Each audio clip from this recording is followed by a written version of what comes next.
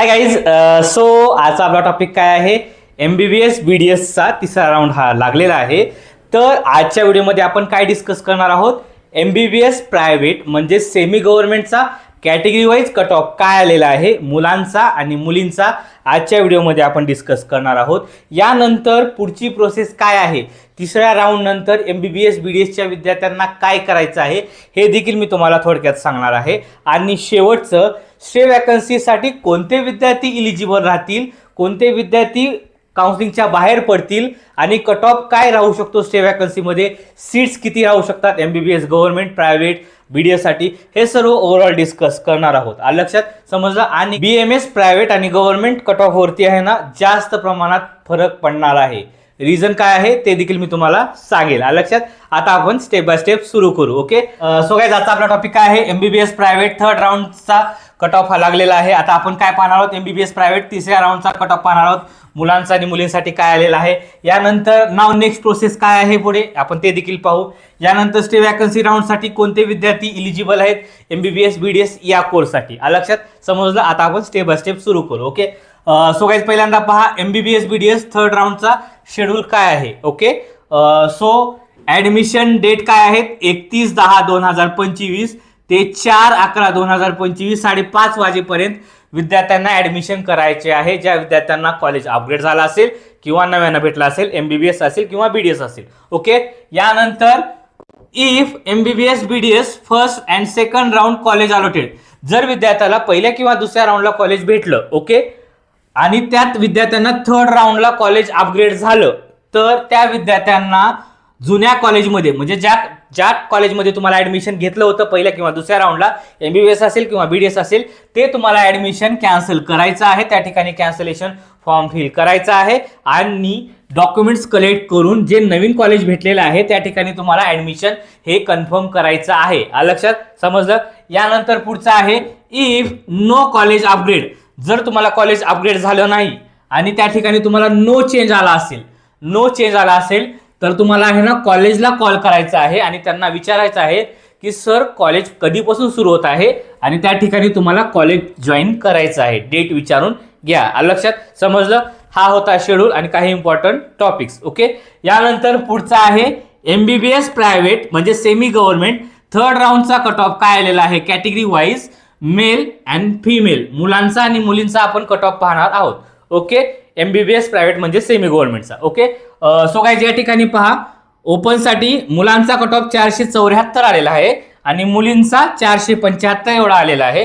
यानंतर SC category 418 हा मुलांचा कट ऑफ आलेला आहे आणि मुलींचा 417 एवढा कट ऑफ आलेला आहे. यानंतर ST कॅटेगरी 327 हा मुलांचा कट ऑफ आलेला आहे आणि 326 हा मुलींचा कट ऑफ आलेला आहे. यानंतर VJ कॅटेगरी 463 हा मुलांचा कट ऑफ आलेला आहे आणि मुलींचा 461 एवढा कट ऑफ आलेला आहे.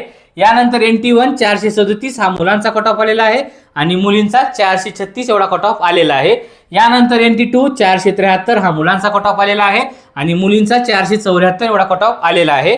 यानंतर NT3 474 हा मुलांचा कट ऑफ आलेला आहे MBBS प्रायव्हेटसाठी आणि मुलींचा कट ऑफ 474 सेमच आलेला आहे. यानंतर OBC 473 हा मुलांचा कट ऑफ आलेला आहे आणि मुलींचा देखील 473 एवढा कट ऑफ आलेला आहे. ओके.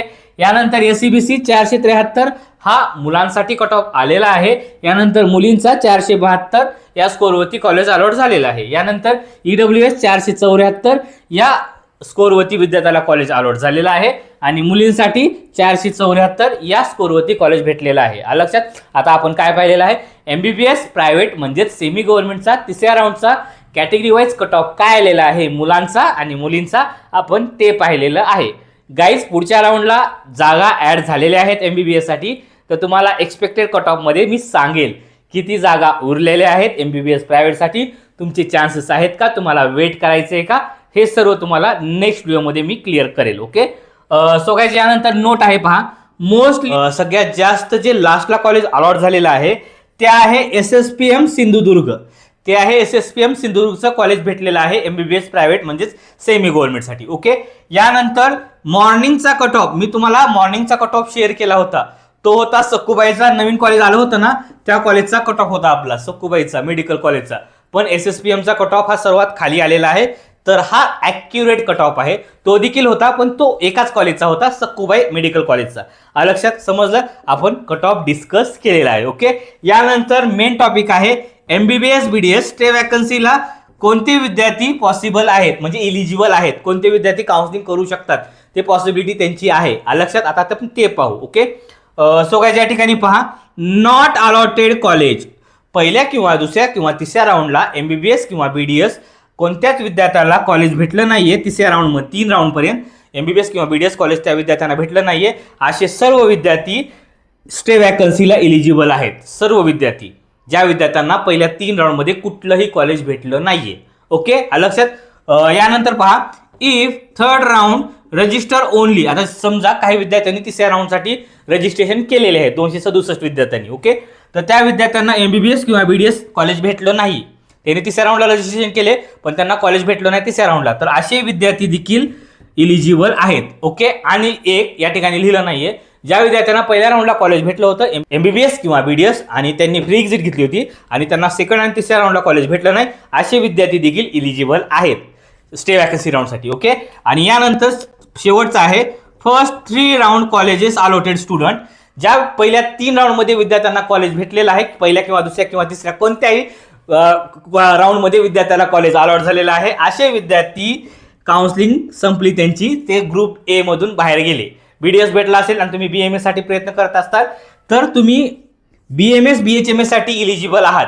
ग्रुप ए मधल्या विद्यार्थ्यांना जर BDS घेतला असेल तर असा विद्यार्थी BMS ची काउन्सिलिंग करू शकतो. लक्षात समजलं तुम्हाला, हे होते इलिजिबल क्रायटेरिया. ओके, यानंतर नोट पहा, इफ न्यू GMC ऍड, आता सर्वजण म्हणत आहेत, इव्हन मी देखील बोलत आहे, अहिल्यानगरचं गव्हर्नमेंटचं कॉलेज येणार आहे स्टे वॅकन्सी राऊंड 1ला. In case stay vacancy round 1ला जर कॉलेज आलं आणि पहिल्या ते तिसऱ्या राऊंडपर्यंत ज्या विद्यार्थ्याला कॉलेज गव्हर्नमेंट किंवा प्रायव्हेटचं भेटलेलं आहे MBBSचं किंवा BDSचं, अशा विद्यार्थ्यांना जर GMC टाकायचं असेल, जर GMC अहिल्यानगर टाकायचं असेल तर असे विद्यार्थी फक्त आणि फक्त हे टाकू शकतात. जरी तुम्ही ॲडमिशन कन्फर्म केला असेल, रिटेन्शन फॉर्म जरी भरला असेल, फीस जरी दिली असेल, तर तुम्ही GMC अहिल्यानगरचं कॉलेज टाकू शकतात. तुम्ही इलिजिबल आहात. आत्ता सांगतो तुम्हाला, ओनली MBBS गव्हर्नमेंटचं कॉलेज जर ॲड झालं तरच तेच कॉलेज टाकू शकणार. प्रायव्हेटचं कॉलेज जर ॲड झालं किंवा सीट्स इन्क्रीज झाल्या तर तुम्ही नाही टाकू शकणार. ओनली गव्हर्नमेंटचं कॉलेज टाकू शकतात. लक्षात, इलिजिबल फक्त ओनली गव्हर्नमेंटचं कॉलेज. लक्षात समजलं, गेल्या वर्षी पण तसंच झालं होतं, तर यावर्षी पण आपलं अहिल्यानगरचं कॉलेज येऊ शकतं. आता पुढच्या व्हिडिओमध्ये मी तुम्हाला सांगणार आहे की कोणत्या स्कूलचे विद्यार्थी लागतील, कोणत्या ठिकाणी कॉलेजेसमध्ये सीट्स वाढलेले आहेत, हे सर्व ओव्हरऑल आपण डिस्कस करणार आहोत. लक्षात समजलं.